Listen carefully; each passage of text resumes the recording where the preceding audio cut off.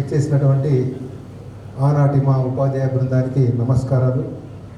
మరి ఆనాటి విద్యార్థులైనటువంటి మీ అందరికీ కూడా మరి అభినందనలు. ఈ సమావేశానికి మమ్మల్ని ఆహ్వానించినందుకు ధన్యవాదాలు. సరే సార్, ఇంతకుముందు మాట్లాడినటువంటి మన ఉపాధ్యాయ బృందం మరి చాలా విషయాలు చెప్పడం అయింది. నేను కూడా షార్ట్గా చెప్పేసి పూర్తి చేసేస్తాను. అయితే ఇంట్రొడక్షన్ సమయంలో మరి అబ్బాయిలు కానీ అమ్మాయిలు కానీ మీరు ఏ స్థితి అంటే మీ కుటుంబపరమైనటువంటి విషయాలు కావచ్చు, పిల్లల విషయం కావచ్చు చెప్పడం.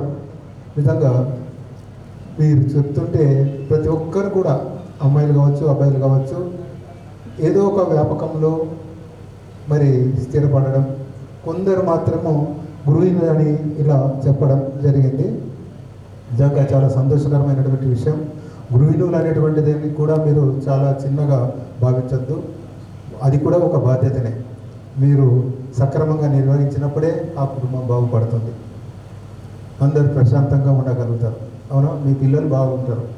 అది కాబట్టి ఇక నేను చెప్పేది ఏంటంటే, ఏ పని చేసినా సరే ఆ పనిని బాధ్యతగా చేస్తే బాగుంటుంది. సంపాదనే ముఖ్యం కాకుండా బాధ్యతగా చేస్తే పనికి న్యాయం చేయడం జరుగుతుంది.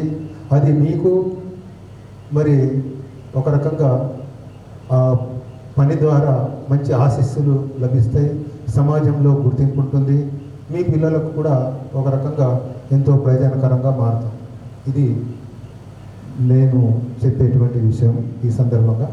ఇకపోతే పిల్లల విషయంలోకి వస్తే చాలామంది పిల్లలు పెరిగి మరి కొంతమంది అయితే ఉద్యోగాలు